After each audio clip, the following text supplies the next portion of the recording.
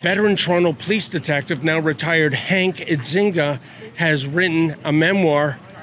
It's called The High Road, Confessions of a Homicide Cop. It's a bombshell. David Menzies for Rebel News here in Toronto. And folks, I am with retired Toronto Police Service detective Hank Idsinga, who has just authored a tell-all book entitled The High Road, Confessions of a Homicide Cop. And folks, as books go, this is a bombshell. It outlines a culture at the Toronto Police Service that ranges from everything from racist and anti-Semitic, well, to downright rotten.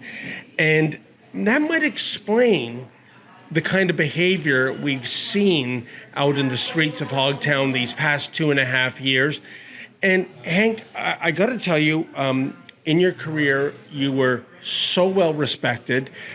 You had an 80% clearance rate on your homicide investigations, which I understand is spectacular. So we know you're not a crank. We know you're a reputable, great detective. For starters, what prompted you to write this book in the first place? Yeah, I had a great career, David, and I think it's a fantastic job. They make a lot of movies, and a lot of people write books about the work that the men and women of the police service do every day, and the overwhelming majority of them are fantastic people. So I love the job. I loved a lot of the people. But when I retired, I was approached by a publisher, and the publisher asked me to write my memoirs. And I said, well, my memoirs wouldn't be complete without telling a little bit of my family's history, which led me into the career, and then a little bit at the end about the antisemitism that I witnessed within the police service. So there's an awful lot in between, getting hired, the training, the uniform days, the homicide stories. But those two stories certainly bookend it. And while writing it, I didn't write it as a hit piece. I wrote it as it started as a bit of a legacy piece. I never had the opportunity to meet my grandfather, for instance, and I thought, well, I'm going to leave something behind for my kids and my grandkids and my great-grandkids who I might never meet. And if they're ever curious, here you go. Here's what my life was about. So it kind of evolved from that point, really into it's a legacy piece. It's a Holocaust education piece. I think anyone who's thinking about joining the police service should read it. Here's some of the things you're going to be dealing with. Here's the culture you're going to be dealing with. And certainly anybody who aspires to become a high-level investigator should read it as well. A lot of homicide stories in there. And then, like I said, it kind of evolves into the management and leadership roles as well. And Hank, let's focus on the anti-Semitism angle. Your grandfather was Jewish. Tragically, he perished in the Holocaust. So I can understand your sensitivity to anti-Semitism. Can you give some examples of what you saw, what you heard while you were on the Toronto Police Service that would meet the benchmark of anti-Semitism? Yeah, you know what? I spent 34 years on the Toronto Police Service. And I really think the police service, as it should be, is reflective of society.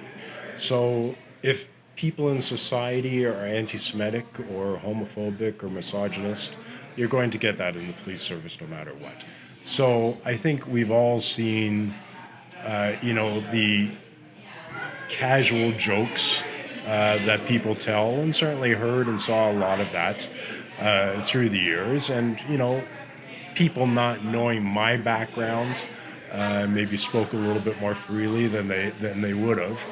I didn't see a lot of it in the rank and file years and in the younger years, but certainly when I got into the senior officers' ranks, there were some incidents with one particular senior officer, and it started out with a joke, or what was perceived as a joke, but it was in very poor taste. And it evolved into a couple of incidents where that senior officer openly referred to Jewish people as Jews. And wow. And by the way, Hank, that joke, is this the one you've referenced before? It was a barbecue at the Jewish community, and his so-called joke was what? The joke was, it was a physical barbecue, like a backyard barbecue that had to be maintained kosher for Jewish friends and clients, and it was referred to as a Jew-Q. A Jew-Q. Jew-Q. And my first reaction was, I think that's pretty offensive considering 20th century history. Yes. And this particular senior officer thought it was hilarious. And I said, no, I think if people laugh at that, they're laughing at you, not with you. Yes. And I even spoke to a couple of good friends of mine who are a lot more Jewish than I am. And they said, no, that's offensive, no doubt about it. So that's the type of thing you kind of tuck into your back pocket and say, okay, that person's an idiot for telling a joke like that, but I'll keep that one in mind. And then the subsequent incident was referring to a Jewish officer and essentially saying, and it's right in the book there, the only reason he gets away with this is because he's a Jew. And it was getting away with nothing. He was doing absolutely nothing wrong, right? But and then the subsequent event was referring to a lawyer. We were on our way to a meeting with a lawyer who happened to be Jewish, and that same officer said, I can't believe we have to pander to this Jew. And not even hiding it. Not even hiding it. Like I said, my background not being known, maybe they're a little bit more open. I don't think so. It's if you speak that way in front of somebody who you don't know that well, what kind of other things are you saying in my absence or around other people, right? And certainly, how are you treating other people as well? So that kind of became a seminal moment for me, and it was late 2020, early 2021. By then, I was the unit commander of the homicide squad, and I really started to maintain a distance from not only myself, but myself and the homicide squad from some of the senior officers in the organization, mainly because of as a result of that. And it made the last few years of my career very uncomfortable, but we persevered and we had a few great years leading up to my retirement and investigated a lot of murders and cleared a lot of murders. Yeah, and you made some incredible breakthroughs like the Bruce MacArthur murder. Tell me, Hank, did you go up the channels in terms of making formal complaints about some of the rhetoric you heard when you were still in the service? Yeah, you know what? After 34, well, at that point in time, 32 years in policing, you have to understand there's some boundaries that you simply can't cross. It gets to a point where it's absolutely fruitless and pointless to make complaints about some of the people in the ranks who are very closely tied to the very people that you'd be complaining to. So there was no formal complaint from me at the time, but I did make it known what I had dealt with and that I wasn't willing to deal with that officer except through the chain of command. If I have forms that need to be signed or anything or authorized, okay, here you all passed up the chain of command, but that was it. So, and like I said, it kind of hits back on you, and I tell some stories about early in my career where you kind of see that coming, the repercussions for voicing anything. So I waited it out, and I left at the end of 2023, beginning of 2024. It sounds like the proverbial old boys club, and you dare not rock the boat, and even voicing a complaint would, I don't know, be seen by some as an act of insubordination, perhaps? Yeah, you know what? It's very, very tough to voice a concern like that within the organization. And unfortunately, since the media has been broadcasting this and printing some of the information from that, I've been contacted by scores of police officers, and all of them with Me Too type stories, and passing those on. So there's definitely a problem. There's definitely some issues, and I think it's My book is out there. Like I said, it's a memoir. It's an autobiography. I'm not here to complain. I'm not here to do a hit piece. But they're aware of what I say in the book, and if they want to act on it and do anything about it, that's up to them. And Hank, what I find perversely ironic is the fact that earlier this month it was International Day of Pink. That's about anti-bullying. And I'm going to just throw to this clip that the Toronto Police Service sent out, folks. Here, check it out. Bullying. At home, at school, at work, or online, no matter where, it's never fine. It doesn't matter your gender or sexuality. Harmful words can echo forever and can cause casualty. Words can really get to you, and they might even cut deep. They might haunt you forever, even as you sleep. No more hate. Let kindness be our guide. Standing against bullying, our hearts open wide. In a world that's bright, let acceptance take flight. Stand up for each other and do what is right. Hate's a weapon, but we're armed with pride. United together, we'll never divide. Colors of the rainbow shining in the sky. We're proud of who we are. No need to hide. From the halls of the schools and the street outside, we cannot let these comets slide. I've got my crew by my side. We'll take a stand.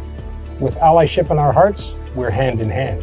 So if you're feeling lost, don't you fret. You're not alone.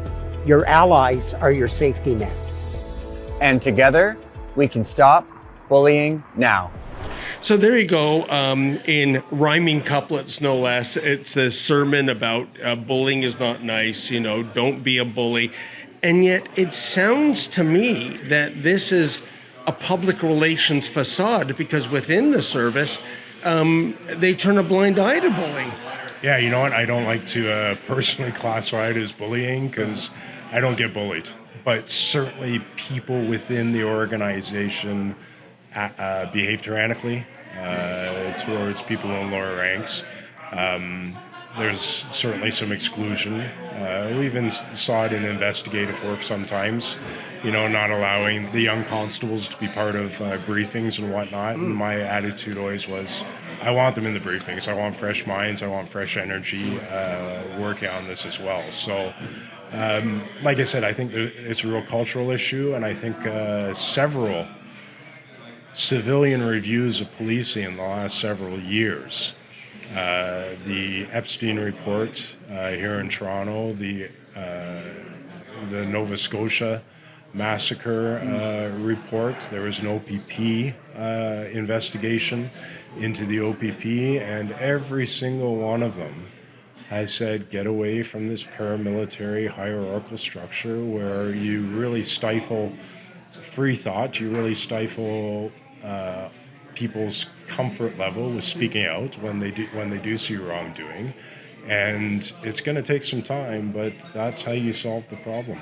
That's fascinating. And, just getting back to the anti-Semitism angle, Hank, what a lot of people have found unbelievable, myself included, for the past 2.5 years, since the October 7th, 2023 massacre in Israel, the single biggest day of death for Jews post the Holocaust, we have seen people in the streets of Hogtown openly chanting for genocide, displaying swastikas, dressing as the terrorist mastermind Sinwar, and the police do nothing.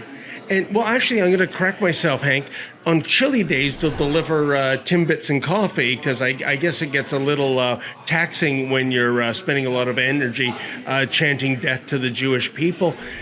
Is this a result of the senior brass being anti-Semitic? Because at least to me, that explains a few things, why that's tolerated, and peaceful counter-demonstrators and members of the independent press are arrested. Yeah, it's certainly part of it. And if you look at our political structure and who's sitting in office in certain positions and who's providing legal advice to the command of the Toronto Police Service, no doubt in my mind that absolutely plays a part of it. I think, I do commentary for some radio stations and television stations here in Toronto, and I've kind of had to bite my tongue for the last couple of years because of the confidentiality of the publishing contract. But I watch some of these things that go on, and I just shake my head. And I've done some work with some of the Jewish organizations in the city as well, and been a big proponent, and talked at a webinar, and we have a synagogue event coming up.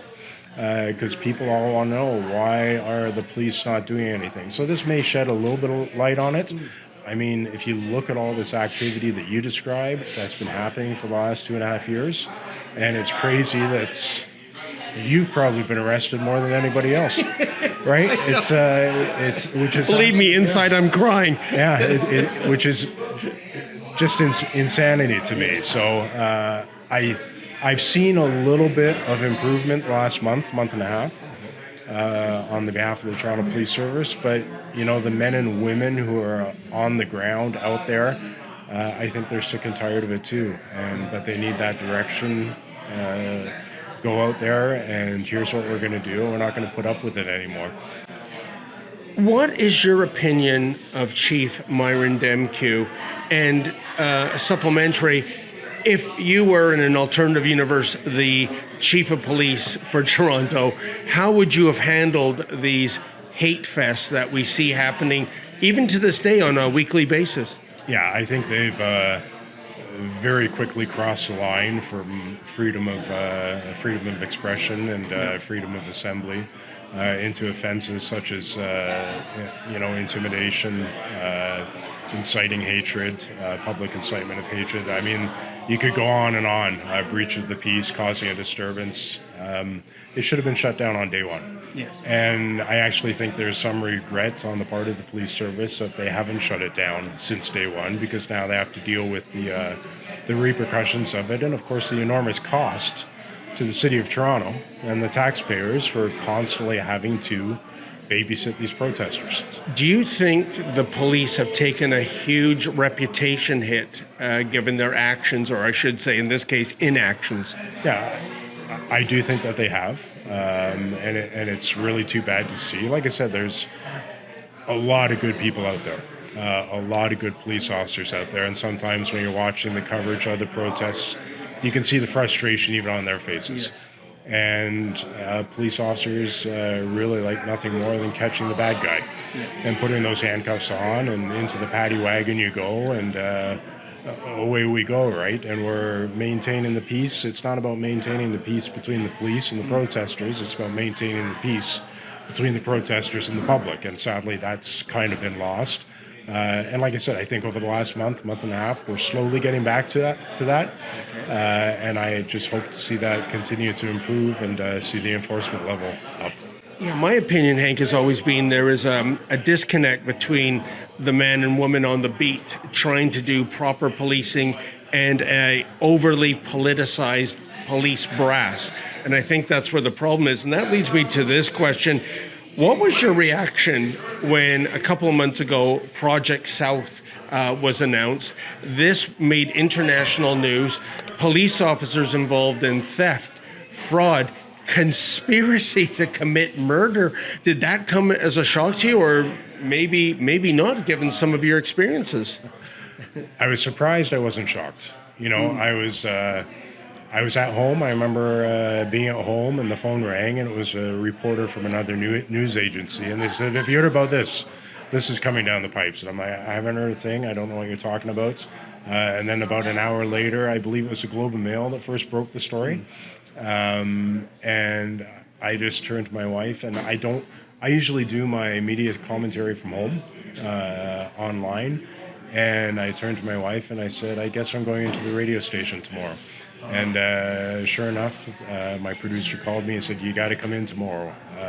This is huge, right?" So if the allegations are true, then absolute shame on those officers. I wonder where their supervision was during all of this. And sadly, I think the professional standards unit is going to be extremely, extremely busy over the years with the sudden influx in hiring and having all those young officers out there.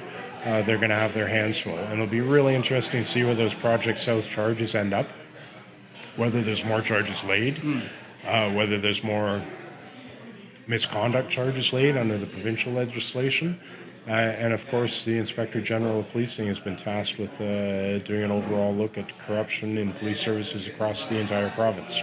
And Hank, on that point, I think we do have an increasingly cynical public when it comes to policing.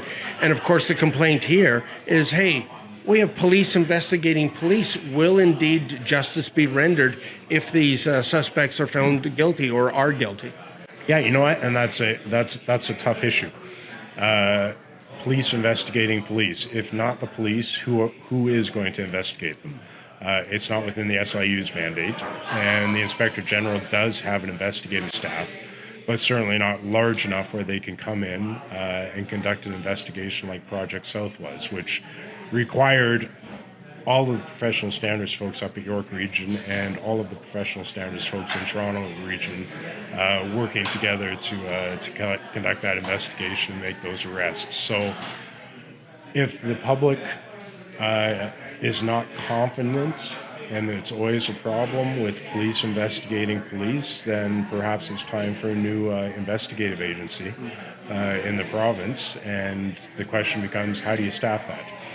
Who do you put in there as investigators? Because police officers become the best investigators. No doubt about that.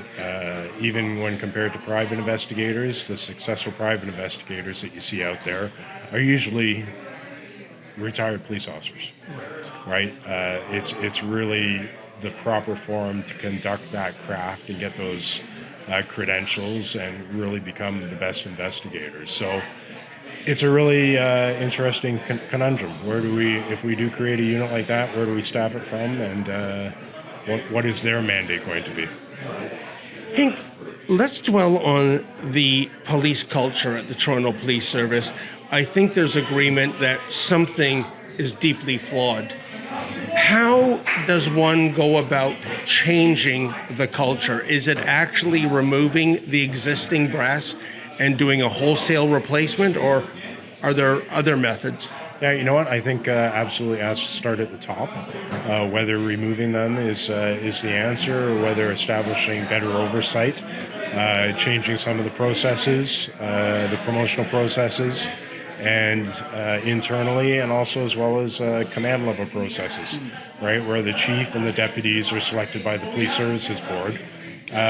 What's going on in that process? What does it look like? And I was being interviewed by the CBC last week, and Myron Demke became the chief in 2023. And the reporter lives in Toronto, not far from here, actually. And I said to her, do you even know who participated in the process through 2022 to become chief? And she was like, no, I don't. I said, why doesn't the public know that? Right? It's a really interesting situation. So transparency starts at the top. Okay. Right? All these allegations of cheating in internal promotional processes, the exams, the interview process, and I talk a little bit about that in my book as well. It goes, like I said, right to the top. And speaking of Chief Demke, the scuttlebutt I've heard in the last several days since news of your book broke, Hank, is that the days are perhaps numbered for the chief. This is just one scandal too many in such a short period. Your thoughts? Yeah, I don't know. I've known Chief Demke literally since the day he started a 14 division as a young constable, and our careers overlapped several times. Even when I left, I had high hopes for him. And I think, like you said, there's been way too many scandals over the last year and a half that have broke. And those are the ones that we know about. And I don't think we ever had quite as many police officers on criminal charges at the same time as we're seeing now. So I think the board really must be thinking about what are we going to do here, and if that's one of the avenues they choose to take, that's really up to them. Speaking of fallout, I know the Toronto Police, they haven't come on camera, given interviews, but they have released a statement about your book, and it reads in part, quote, "The Toronto Police Service will not comment on allegations being made as part of a book promotion." They go on to add, its professional standards unit has contacted Idsinga directly and invited him to be interviewed regarding the content of the allegations for the purpose of investigation. These are very serious claims, and notably, ones he did not raise through any of the formal channels available to him during his time with the service, end quote. How do you respond to that, Hank? Yeah, and I think I make it clear in the book that essentially to complain about a senior officer, you would make a complaint about that senior officer up the chain of command. And that same chain of command that senior officer is in will be the ones determining what happens with that complaint. That doesn't work, obviously. And they talk about anonymous complaining. Well, guess what? The minute I call up the anonymous tip line of professional standards and I say, this senior officer said this about an officer, you think they're going to know who it is who made the complaint? Of course they are. So short of removing the process completely from the realm of the police service, I was contacted. I was given a letter, a very nice letter from Chief Superintendent Shannon Dawson, inviting me to come in and sit down for an interview, but I declined, and asking me to complain about something where I've made it clear there's no point in complaining seems a little bit silly to me. So I'll leave the book to speak for itself, and we'll see where it goes from there. And Hank, that leads me to my next question. What do you hope to accomplish with your book? Well, like I said, the book is quite literally a memoir. It's a legacy piece. I hope, if I never hear from the Toronto Police Service again and nothing ever happens again, okay, I feel bad for the Jewish community. I feel bad for Jewish officers, many of whom have reached out to me since the news of the book broke. But from a author perspective, I hope people buy the book, read the book, and much like I do, I'm a very avid reader, I usually finish a book at night while sitting in bed, and I've got a stack of books on my nightstand, and I finish it and I put it down and I say to my wife, that was a good one. Okay. And good yarn, right? And move on to the next one. And I hope people get that out of this book too. Well, Hank, thank you so much for your time. Like I said in the preamble, this is a bombshell with a capital B. I hope it becomes a bestseller. It deserves to be a bestseller. Thank you very much, David. Hey folks, I know you love it when Rebel News brings you the other side of the story, but the fact is we need your help. Unlike the trained seals in the mainstream media, we don't receive a single nickel of Mark Carney's journalism slush fund. So can you help us out? Can you go to rebelfieldreports.com? That's rebelfieldreports.com. And if you're able, kindly make a donation.